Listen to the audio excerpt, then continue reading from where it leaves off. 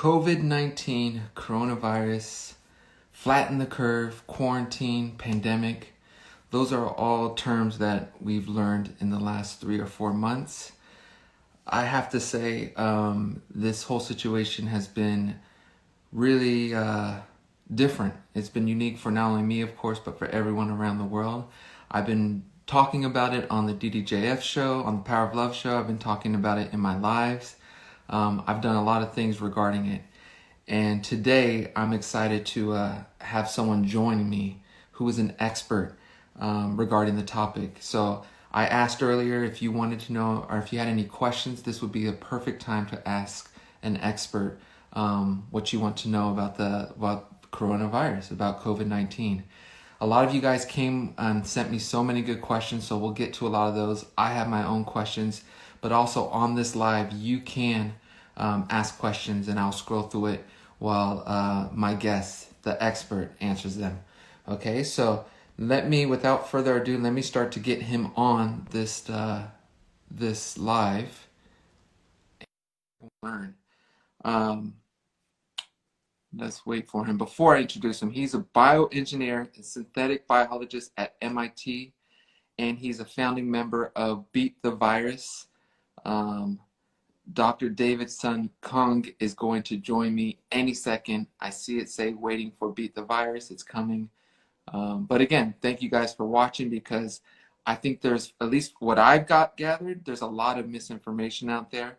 Sometimes you guys know how I feel about the media. Sometimes they may scare us more than they need to, or they may not cover some things that we feel need to be covered. So for me, I like to go straight to sources to really understand and learn all I can about a virus, about this situation, whether it's transmittable, whether it's, how contagious is it? How long can it last?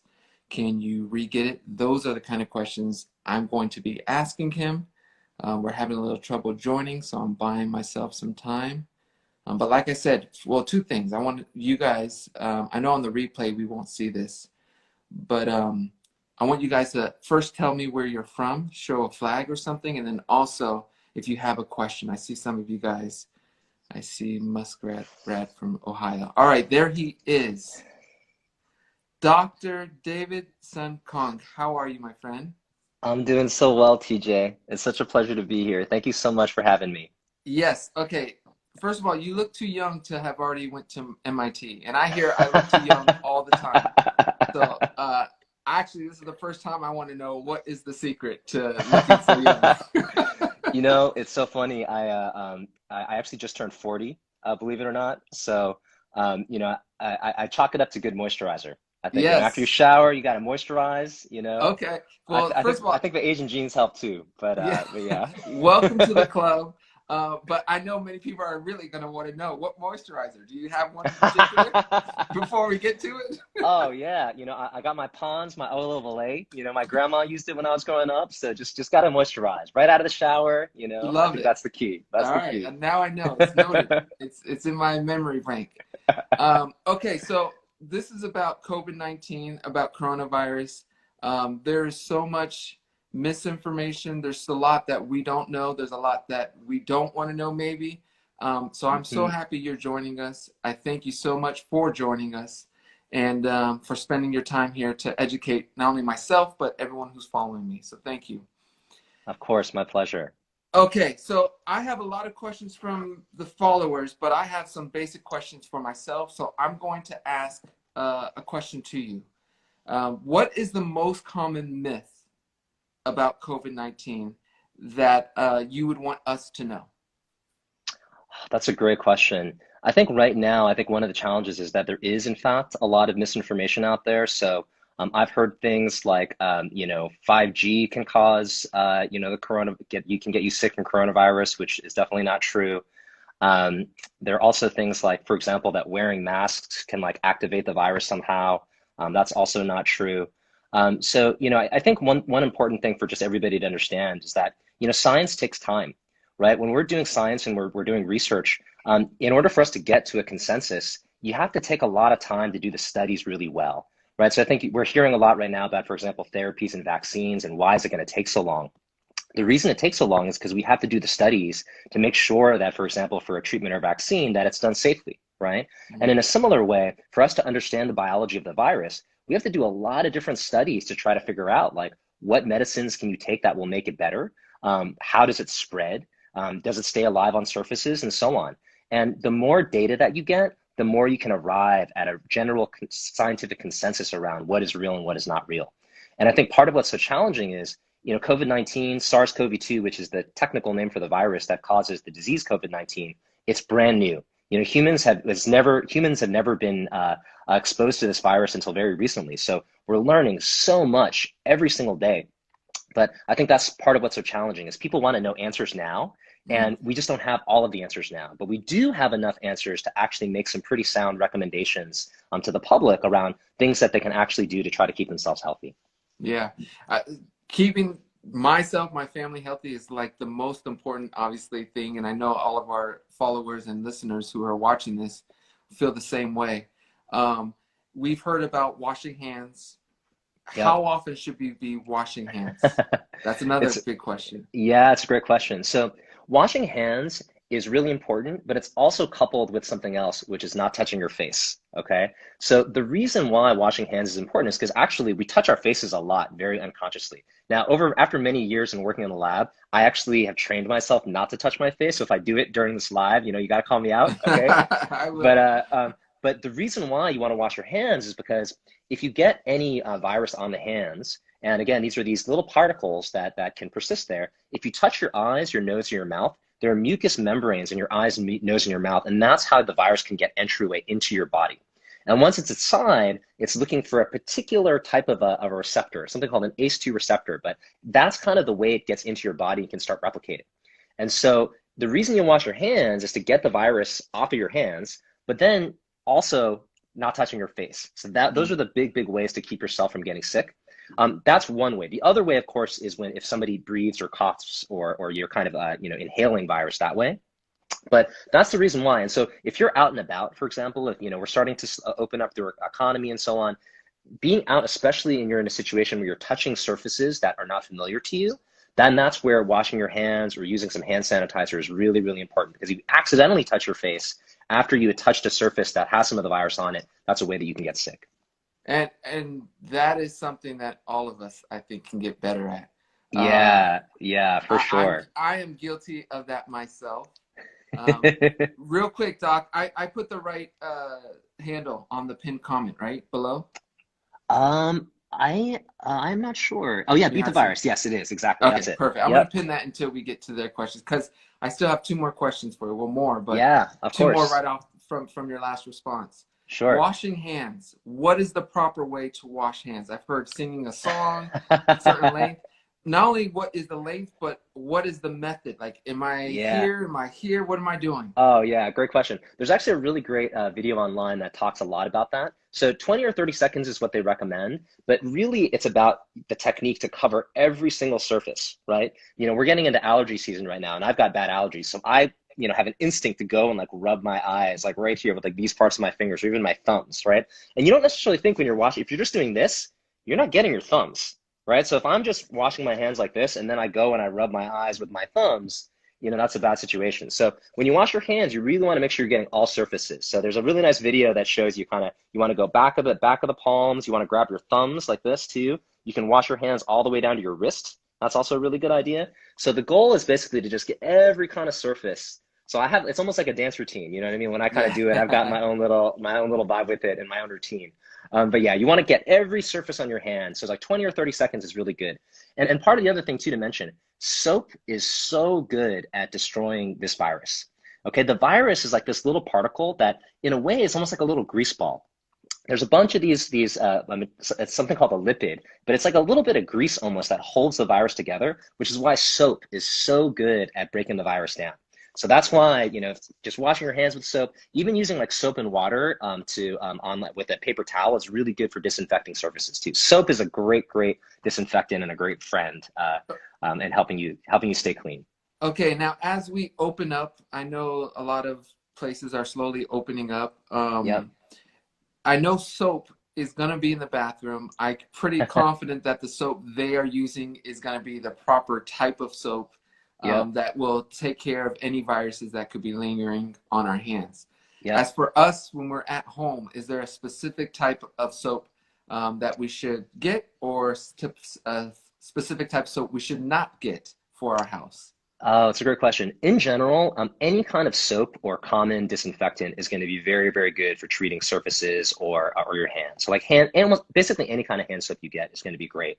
And just standard disinfectants are very, very good for surfaces. All of those are going to be very, very effective against keeping your surfaces clean, keeping your hands and your body clean. So, but the question is just, especially if you're in a household with a bunch of other folks that are living there that are going in and out, and so there may be common surfaces that you're all touching, then that's a situation where, regularly wiping down those door handles or your refrigerator handle or any things like that will be a good way. Because especially as we start going out and about more, and we are potentially getting more exposure, when you come home, making sure you've got a good routine to make sure you're disinfecting those common surfaces in particular is really important. Cool. And real quick, what about hand sanitizer? Yeah, in general, all of those are pretty effective. For Okay. hand sanitizer, you're looking for the ones with ideally like 70% or more alcohol.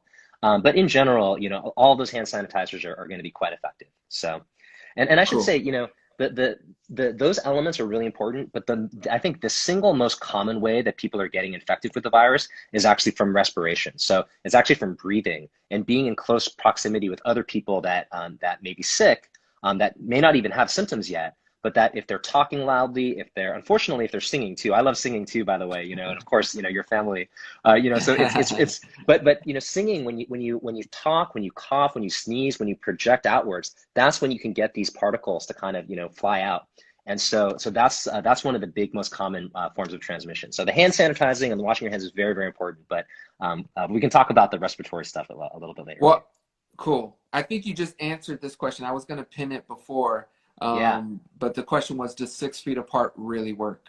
Yeah, Um, that's a great, great question. So, 6 feet apart is a reasonable guideline, and again, but it's not perfect, right? It's definitely not perfect. There may be some situations where, if you're spending a lot of time in the same room, like again, there was a pretty famous case of a choir in Seattle where they had like a good number of people. I think there were about 60 people in the room together, and even though they were maintaining distance, because they were doing a lot of very loud singing and they were projecting a lot and they were in that room together for a very long time, then it still had an impact, right? So I think one way to think about it, it's distance, but it's also the amount of time of exposure, right? So for example, every single day I will go outside. I'm very fortunate to live next to a really nice path, right? To take a walk every day. And so I'm not really worried about people that are like passing by and just passing by for a brief moment. I mean, unless they like cough right on me yeah. and they're like, David, come over and cough on me. But if we're keeping our 6 feet distance and they bike by or jog by or walk by, and again, in my area too, everybody's in general has been very good about wearing masks, which is a really good way to keep those droplets from flying out, and potentially interacting with other people. So, in situations like that where it's just very, very quick interaction, 6 feet is really, really good. But if you're in a situation where you're going to be in an enclosed space together for a longer period of time, then that's where your risk potentially can go higher. Cool. Okay, and to rewind, I'm seeing some of the comments. Someone asked about Lysol spray in terms of Yeah, disinfectant. That's all good. all good, but please do not ingest it. I will say Okay. that. Please There's do been not some ingest it. confusion on that, right? Yes, yes. Please, Okay, please do not what ingest it. about Yeah. pets? Dogs, cats, can they spread COVID-19? That is a really great question. On that one, I would say that we need to do some more studies. So one thing that's very interesting about these coronaviruses. So again, you've heard the word coronavirus to talk about COVID-19. Coronavirus is actually a category of virus. There's a number of different coronaviruses. And in fact, many people don't know this, but there are around 4 coronaviruses that cause the common cold and that actually have been circulating in the population for a while. So you may have already gotten sick from the common cold from one of these coronaviruses, which is very similar to genetically to this particular coronavirus. And so these coronaviruses can circulate in animals. So even this specific one that causes COVID-19, I think there've been some cases where they've seen it in like a tiger, that they showed that they was infected with it, and I think a couple of cats as well. So it is possible But I think we don't know enough yet about the mode of transmission. But thus far, it seems that it's very unlikely that you would get it from a pet, for example. It's really going to be through the main mode is going to be still through sharing a lot of space with somebody that unfortunately is infected with it, and then you're sharing a lot of the same air. So I would be cautious because there need to be more studies. But in general, I think what we've seen so far is that the likelihood of transmission from a pet is very, very low. Cool. Okay, Nasat wants to know, besides washing your hands, is there anything else you can do to protect yourself or protect your immune system? Is there any other tactics you Yeah. recommend, vitamins, whatever you would suggest? Yeah, it's a great question. I think in general, common sense things about how you stay healthy are just really important. Like I know for myself, I try every single day to get in some good exercise, make sure I'm getting good sleep, drinking a lot of water, staying hydrated, eating a lot of good veggies and fruits. So just really common sense things to boost your own immune system and keep yourself healthy. Like I take a multivitamin every day. All of those things are really, really good. Now, as we learn more and more about the virus, we may realize that there are certain supplements that might be particularly effective or particularly protective. We don't quite know those answers yet, but again, there's so much we're learning every single day. All of the doctors and scientists are working really, really hard on learning as much as we can. So, but for now, I would say that the simple guidance is just to, do the common sense things to make sure that you're keeping yourself really healthy and strong. Cool. So thank you for that response. I put on my IG story just a couple hours ago an open box for anyone who couldn't join this live to ask a question. This is a lovely question, one that I've actually wondered all the time. Can we catch COVID-19 more than one time, or are we immune once we've had it? That is such an amazing question, TJ, and it Yeah. is like one of the hottest topics in research right now. Okay. So from everything we know about other types of infectious disease, in general, when you get sick, right, your body produces what are called antibodies. So these particular, kind of defense mechanisms in the immune system that really protect you against certain diseases after you get sick. And so after you recover, your body's produce these antibodies, and then in general, those antibodies will persist in your system, and your immune system has what's called an adaptive immune response. So it's got a memory. It remembers that specific virus and then can protect you from getting reinfected. Now, what we don't yet know about COVID-19 is how long that immunity lasts, right? Now, we know from other coronaviruses, I mentioned there's a number of other coronaviruses that the population has experienced before. The story is kind of mixed. So for SARS and MERS, these are two other coronaviruses that we've previously had before. The immunity can last as long as, say, like a year. And for the common cold ones, though, it can be sometimes shorter. So the shorter answer is we don't know exactly yet, but there's evidence so far that the likelihood of reinfection, at least in the short term, seems to be low. In other words, that after you get sick and you recover, it seems like you do end up having some protective immunity. So there's been a number of studies that have just come out in the past few days, even where they've worked with different other types of animals, like these different monkeys and some other animals, and they've infected those animals and then shown that actually they do have protection for quite a period of time afterwards. So the likelihood that we will have immunity is high. The question is for how long, and that's something that we're still doing a lot of research to understand. But it's a huge question, and I think I'm following that particular thrust myself very closely. Cool. Okay. Not sure how to say the name. I'm going to say Nora Osman. She wants to know, how do we clean our groceries? Do we have to wash all the packages? Yeah, that's a great question. So I know for myself, again, I try to be very cautious. And so you can, for example, when you come back from the grocery store, and this is something that I do myself, I will take like a paper towel and soap or just your favorite disinfectant. You can use Lysol or whatever and spray the surface, and then wipe down the containers and any plastic wrap. Because if you think about it, if you're at the grocery store in particular, right, if there's a box of something that you've grabbed, you just honestly don't know who else has touched it, right? I mean, Mhm. we've all been like, we reach in, grab the milk, you look at the date, and you're like, oh, I don't want this milk, I want that other milk, right? So we've all done things like that, and people still do that, right? So that's why it's important, I think, if you want to be extra precautious, just to give yourself a wipe down, when you bring that grocery back in. That said, though, as I was saying, the likelihood of transmission from that is still pretty low. It's that's not too risky a behavior, because if you think about it, the virus, it may be on a surface, but it's actually not that stable. Over time it will break down. And so for all of for you to get infected from somebody actually, touching a thing of milk, and then you bring the milk home, you touch that exact spot, and then you rub your eye. It's a lot of things that got to happen for you to actually get sick. But just to be cautious, I think being able to wipe down your groceries, or if you're able to, for like the canned foods and so on, you can leave it in a bag in your garage, or wherever on your porch or in another part of your house, and then get back to it later after a day or two.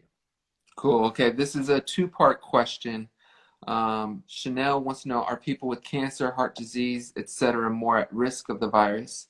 And then I saw another question, I believe it was from Sue, who asked, what about people with weak immune systems? So I think the best thing, if you could tell us who is more at risk than anyone, or maybe whoever would be the ideal candidate to not get it. Who is at risk? If we have what, should we be more cautious and more concerned? Yeah, exactly. So it's another great question. So, what we're seeing so far in the data in terms of who's actually having very severe cases, and unfortunately those that are passing away from the virus, tend to be the elderly. So each kind of decade, each kind of decade in age as you go up, the more risky it is that you might get a very severe case. And then particularly too, as you mentioned, any type of comorbidity. So, where I am in Massachusetts right now, something like 98% of the people that have passed away from COVID-19 have had some type of underlying condition. So they've had, they had cancer or some other type of a disease that is already impacting their health. So, Mm. so that's, I think, one of the really big challenges that we face right now is protecting the vulnerable in our families and our communities, right? I think all of us have somebody in our lives that either has had a disease like cancer, or has some other kind of disease that's impacting their health. And so that's one of the big challenges that we face right now as a society is doing the right things to try and protect those vulnerable people that are in our families and in our communities. Um, Monique wants to know, how long are we looking at before it's safe to travel or go to Vegas? We all want to go to Vegas, I know. That's such a great question. So I think one of the really challenging things that we're experiencing all around the world right now is how do we open our economies safely? And that's the key, right? Every single person, every public health expert, every scientist, all of us, we all want to get back to, going out and, going to watch you perform at a show. I mean, all of that, right? I mean, these are all things that we're all excited to do. But the question is, how do you do it safely, right? And so right now, different countries all around the world are approaching things in different ways. And something that I really want to communicate to you and to your fans that are listening.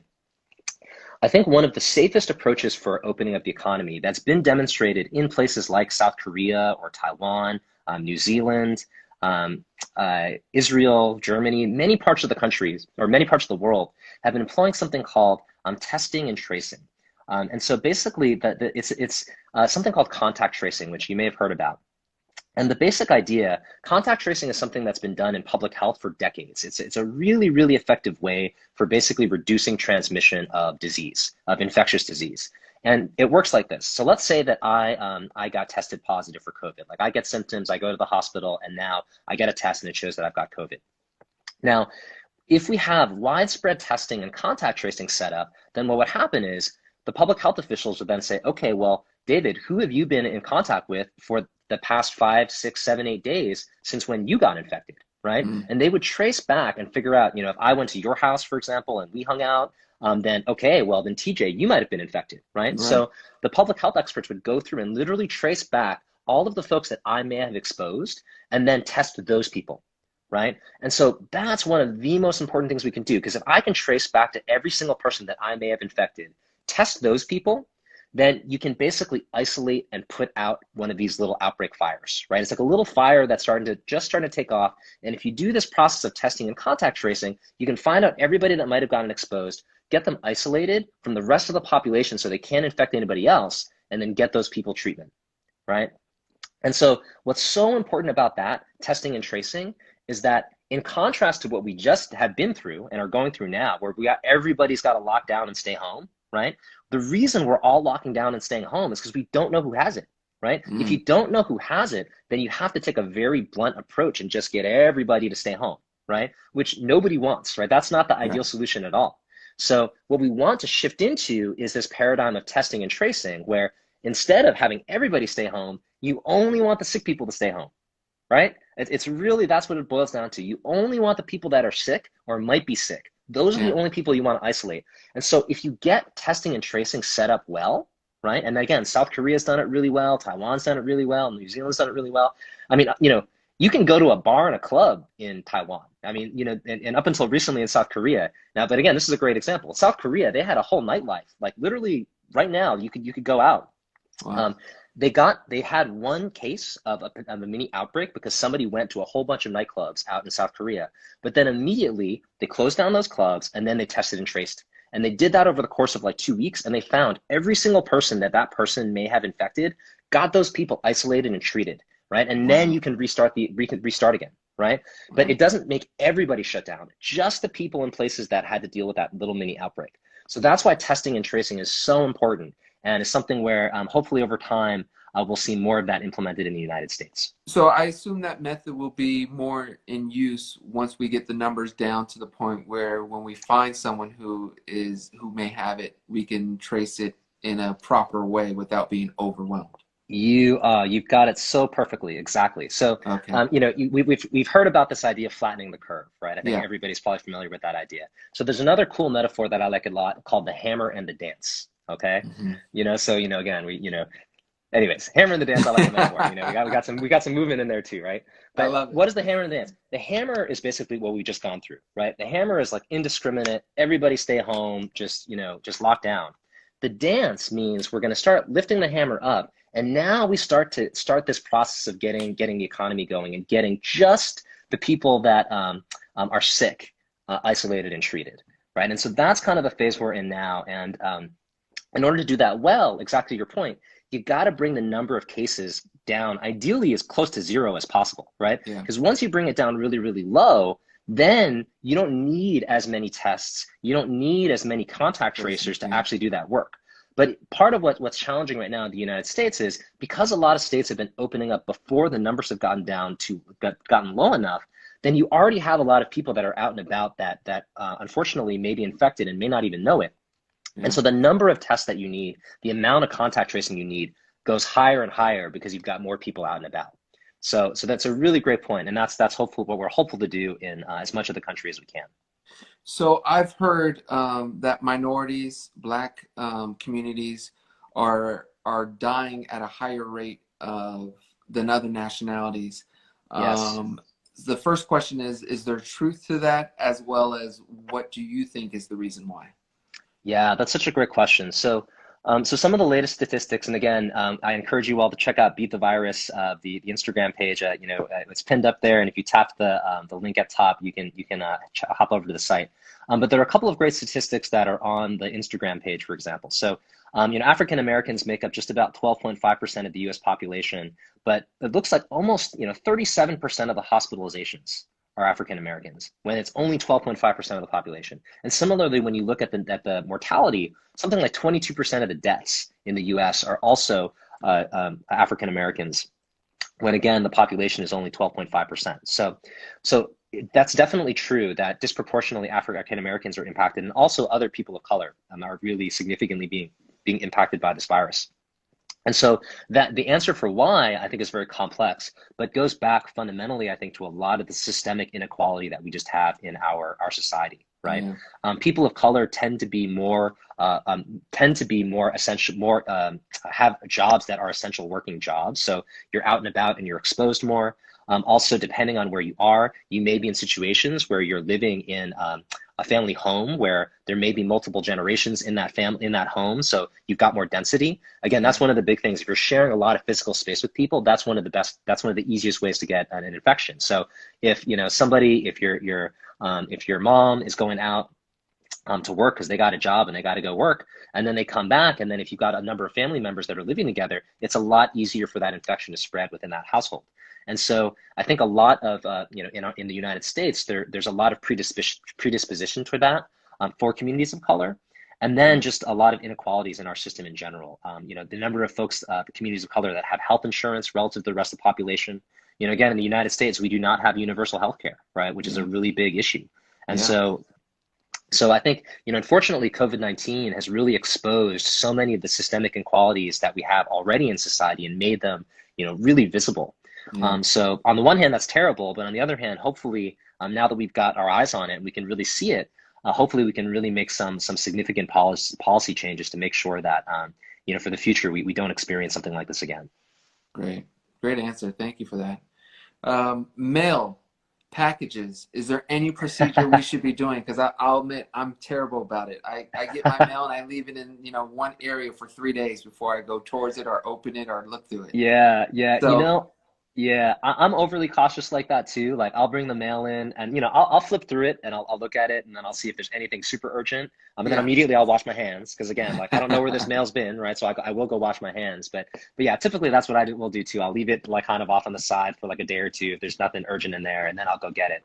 I think we're being cautious, which right now is good, right? Because like going back to the beginning of the conversation, we still haven't done enough of the studies yet to really say definitively that, hey, you know, you're going to get this 95% of the time from people breathing on you and only, 1% of the time from like a package, right? We still don't know that answer yet. So I think until the science gives us more of an indication, being cautious is good. Hmm. So that's why I personally take those precautions as well. But so far, it does seem, again, just to emphasize, the likelihood that you're going to get it from a surface seems like it's low.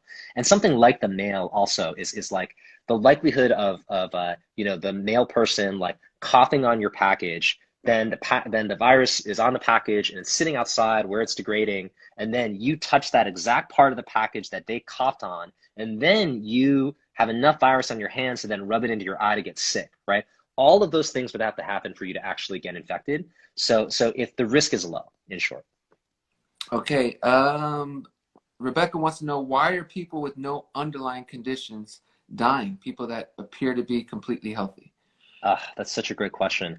And I think one of the really, really challenging parts about this particular virus is, we started out thinking, hey, it's really just about the lungs, right? Or it's really just about your respiratory system. But then, we're like, hey, why are people losing their sense of smell? Right? This is also really interesting and different. And then, why is there a gastrointestinal part? Why are we seeing virus actually in feces? So like in your stool, right? And now we're starting to see, in young kids, this inflammation disorder that's emerging. Mm.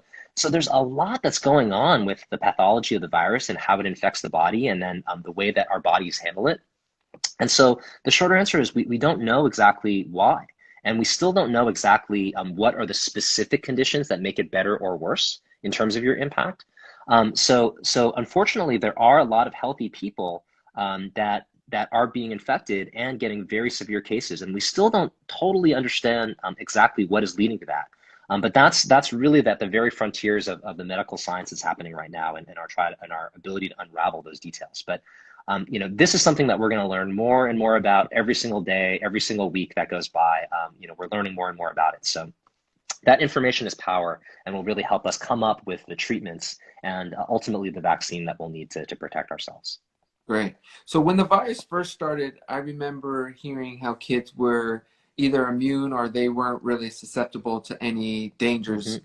if they got the virus. Yeah. Now, in the recent weeks, I've been hearing about how there's a virus, like a strain of this COVID-19, that if affecting a kid, it actually is very lethal.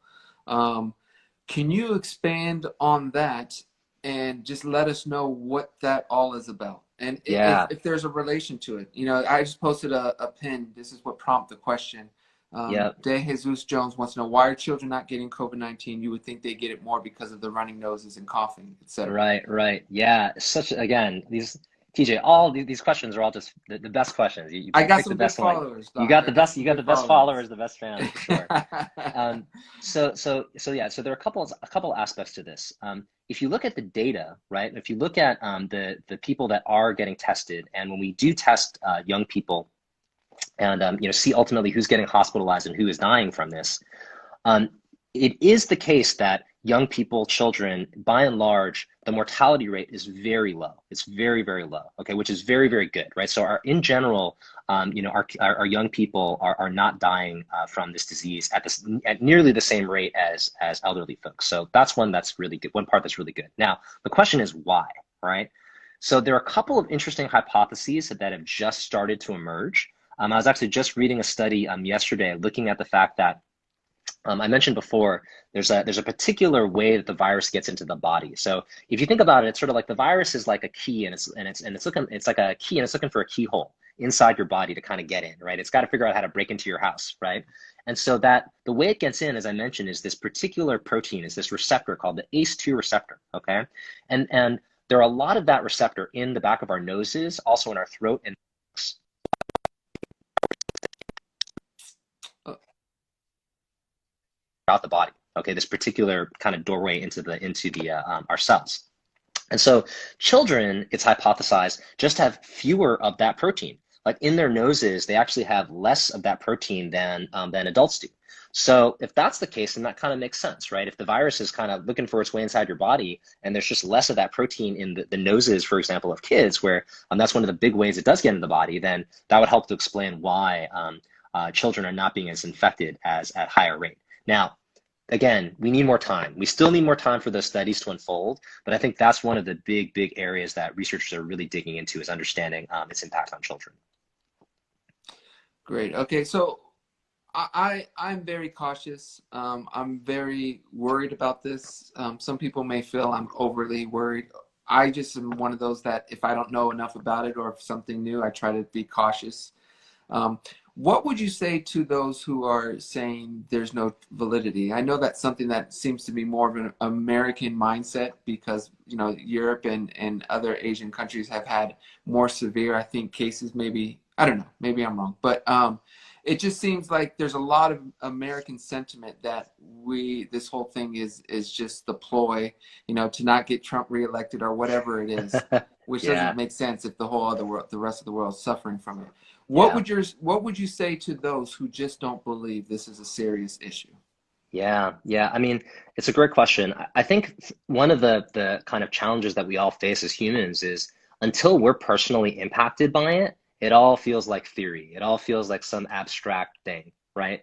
We saw this even in the United States, right? Like, you look at what happened in New York. New York, there were hospitals there that were basically on the verge of collapse. There were so many patients that were coming in sick and that needed care and couldn't even get hospital beds. You look at what Mm, happened in Italy, where a very sophisticated medical system. They've got universal healthcare in Italy, and the northern part of their country, the healthcare system, they're basically collapsed. There were more patients coming in than they could handle, and so these are just facts. These are just things that have happened in the world that are real. And I think one of the challenges right now we face in the United States is there's just not a lot of trust, right? I feel like, my yeah. hope is, right, that scientists, that the medical community, that the research community can continue to try and communicate with the public, which, by the way, TJ, I think what you're doing here and having somebody like me, but just using your platform in general is so important, right? We Absolutely. need lots of different communication to the public. We need to get the message out. We need to get the word out. And that's what Beat the Virus is all about, actually, right? The whole purpose of this campaign is to try to really get the science and the facts out there to the public because it's a scary time. It's a confusing time, right? I think that's something important to acknowledge. People are losing their jobs, their livelihoods are being impacted. They may be hearing stories about people getting sick, but then it's like I'm losing my job, but I'm hearing stories, but I don't know if it's real, right? Yeah. And so, one of the challenges we face in the United States is that, frankly, we don't have a lot of good communication right now. I There's so agree. many conflicting messages that are coming out that we're hearing either from, our presidents or from, government officials or from the news. You're hearing a lot of different stories at the same time. And, when you're dealing with a pandemic and an outbreak, one of the most important things is having consistent communication, right? If you go to Germany right now, Angela Merkel, she's a scientist, right? So she gets in front of the German public every day and is communicating with them about what's going on with the virus, what the latest numbers are, and so on. There's a period of a few weeks in the United States where we had a reasonable version of that, when Dr. Fauci Yeah. and Dr. Bricks were really communicating a lot. And I thought that was really great that we had that. And so I think at the state level, you're seeing some aspects of that. And you're in California, so I think Governor Newsom, it seems like he's been doing a pretty good job. So I Yeah. would say, for folks that are out there, try to listen to some of your state health officials. Your governors. They're in general, governors, Republican governors, Democratic governors. I mean, at the governor level, I think people have been pretty good about trying to make sure that their people are safe. So I think that's just one of the big challenges right now. Is just getting good information out there, and that's what I'm trying to do my best. And TJ, again, shout outs to you for Yeah. using your platform this as well. This is why I do what I do. I love being able to help and give people a chance to ask someone like you a question. So thank you for joining. Of course. My friend Michael in New York wants to know, the news says that the winter will be worse. Will the Mm. virus ever disappear, or do you see it just lingering on? Yeah.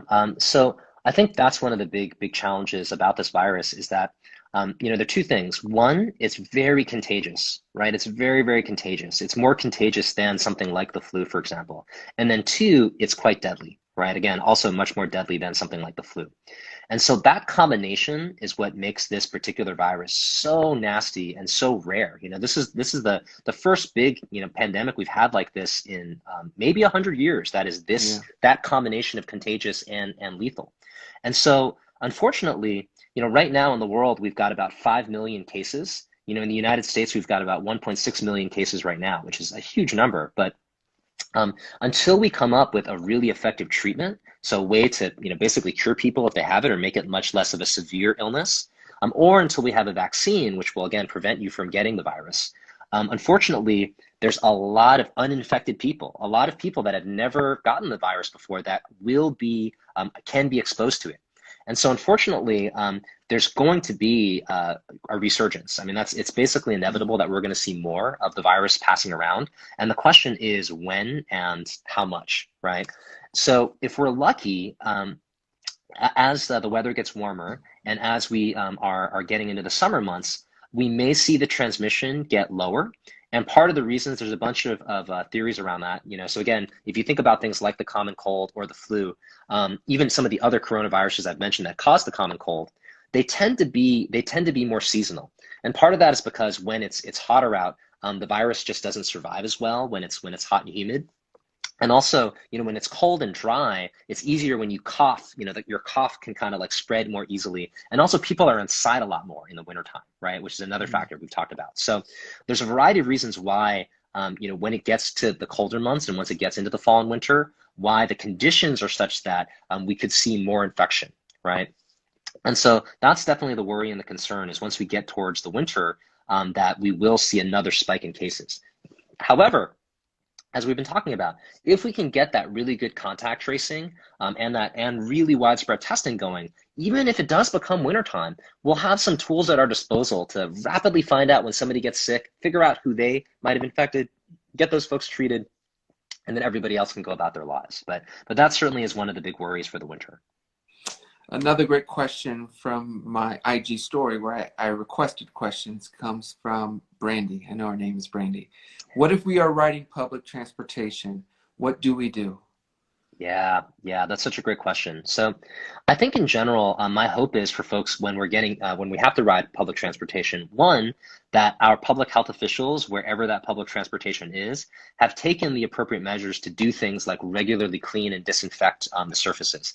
Actually, one thing I just saw yesterday, which I was really excited about, in New York, I think there are some buses now that are starting to use these like UV lamps that are inside the bus, and this is something they've been doing in South Korea for quite a bit. UV, ultraviolet, is actually a very good way to destabilize the virus when it's on a surface. And so there are ways that we can actually disinfect our public transportation systems to try to keep those surfaces clean. So that's one big part, right? You want to make sure all those surfaces are very clean. And I think now increasingly we're seeing, our public health officials really working with our public transportation folks to get that done. And then the other part, which we talked a little bit about, is wearing some kind of a face covering, right? Wearing face coverings, unfortunately, it's become a political issue here in the United States a bit. But around the world, and particularly in Asia, TJ, I'm sure you've got fans all around the world. If you go to Japan or Taiwan or Singapore or any of these places, even before COVID, you walk around, people are wearing face masks, right? Yeah. And the reason why they're wearing face masks, particularly in Asia, is because they've had to deal with other respiratory-based infectious diseases. In particular, these two other coronaviruses, because again, SARS-CoV-2, which causes COVID-19, is the second one. Where there's a first SARS, right, that happened a number of years ago, and there was another one called the Middle Eastern Respiratory Syndrome, MERS. So in Asia, they've had to deal with some of these outbreaks before, which is why there already is a mask culture out there, because they know, if you're wearing a mask, or if you're wearing a face covering, it's pretty basic, right? Like, if I'm coughing and I'm talking, you can kind of see like little particles flying out. If I cover my face, then all of a sudden the amount of kind of, virus particles that are going to fly out of my mouth and potentially go out in the air, it's dramatically reduced. So it's just one of Right. the single best ways for us to keep each other safe, right? There is, of course, protection for yourself, but it's really about community, right? It's about keeping each other safe. So, when you get on that public transportation, wear your face covering, and then hopefully everybody else on there is too. I know for myself, when I go to the grocery store, I feel safe. I feel safe when I see, all of my fellow community members that are also wearing face coverings at the grocery store. That makes me feel better because now I Hmm. know that the likelihood that there's going to be just, kind of virus particles flying around in the air is going to be really, really low. And there's a lot of studies that are starting to emerge now that are doing some really cool simulations modeling this, that actually, even if we don't get a treatment or a vaccine, just by wearing face coverings, we can do a really good job of reducing the transmission. And we're seeing that in places like Japan, right? Japan, they've done a really pretty good job of keeping the infection rate very low. And a lot of that is thought because of how pervasive people wear face coverings there. So that's a long-winded way of saying, when you're on that public transportation, wear your mask. If can keep a little hand sanitizer in your pocket, that's really great. So if you do have to touch a surface, then you can kind of wash your hands if you can. And again, I'm optimistic that we'll continue in the United States for our public transportation systems to keep them really, really clean for anybody that wants to ride them. Great. Okay. One more question, then we both have to get going, Doc. But Yeah. masks. That's obviously going to be something of the future. Is there a specific type of mask you recommend? Is there some that we should avoid? I know, like I said, mask is going to be here to stay for I think a good year, 2, 3, maybe Yeah. 3 years, maybe more. Yeah. What do we need to know about masks? Yeah, it's a great question. So I think you may have heard in the news or other places there's a certain type of mask, the N95 mask. And so those are masks that our medical professionals are wearing. And those masks are really, really great because they've got these very, very fine filters on them that keep those virus particles from coming in or out. So it's sort of like it's like a bouncer at a club. It's like, you're not getting in here, you're not getting out. It's very, very protective. Now, those masks we really want to save to the extent that we can for our medical professionals and our frontline workers that are actually dealing with COVID patients, because they're getting a lot of exposure, right? Hmm. Everything we've talked about so far is pretty minimal exposure, but they're getting a lot of exposure from very sick people. So for the general public, there's still a lot of studies being done on what types of materials are best, but almost any kind of basic face covering that will cover your nose and your mouth, those tend to be very, very good, right? For the purposes of just protecting others and protecting yourself. So, people, if you're using things like handkerchiefs, I know I've got a bunch of cloth face masks that I use that I can easily wash at the end of every day. I've got a handful of them. So, each day when I go out for my walk, I grab one. So that's a really, really, just any, cloth is good, but almost any kind of face covering should be pretty good. But as we learn more, TJ, I'll keep you posted. As soon as I Yeah. hear more. Oh, and actually, I'll do a quick shout out. In a week's time, I'm actually doing another conversation with some research professionals that are doing some of the latest work on masks, actually. So Great. I'll send you a little note about that. And for those that want to join that conversation, we'll talk just about masks and all the materials that people are innovating with there. Perfect, perfect. Well, first of all, I just want to thank you for joining, for educating my following, myself, of course. I can't thank you enough. I think the world of you. I still don't believe you're 40 years old, and that's a phrase that I hear all the time, but I'm pushing that onto you. But the best way for people to stay connected to and to learn for you, if they want to learn from you, is at Beat the Virus. Is Beat the Yes, Press a yeah, show? I think it's a show, but yeah. it's at Beat the Virus, right? That's the Yes, handle on yes. So, Instagram. yep, it's And pinned then right for there. Beat the virus. So again, just shout outs to all of my colleagues at the Beat the Virus that have been working so hard on this campaign. My personal Instagram is at David Sun Kong. I think it's in one of your Instagram stories, so you can find me there. But yes, please check out Beat the Virus. That's where we're trying to host as much great information as we can. And TJ, I think the final thing I'll say too, obviously, your music, your family's music, it's just been so important and so culturally just such a force. And I think one of the big messages that I get from your music is about togetherness and about solidarity and the fact that we're going to get through this together, right? And that's a really big message, I think, for everybody listening here in the United States and all around the world. This is the virus does not care what country you're in. It does not care what your politics are, what race you are, what gender you are. So we really can all unite around the world around this idea of all coming together and really, really beating this virus because we definitely can do it. But it's going to take everybody working together and really work coming together as a big global family. So just wanted to say that I as a love it. closing remark and yeah, just thank you so much, TJ, for having me Thank and you. such a Thank you, pleasure to be Doc. here. And on behalf of everyone who's watching and getting educated by you, thank you so much for your time and your education and your information. And I hope we could do it again, okay? I would love that so much. All All right, right, my TJ, friend. thank you so much for everything. Take care. Bye bye, Thank you. everyone. Take care. Bye. So that was a strong live for me. Probably my favorite I've done yet. Because like he kind of referenced earlier, is I have a platform and it's always great to share music and to share entertainment, but I think it's also important to share some education. This COVID-19 has disrupted all of our lives, some more than others.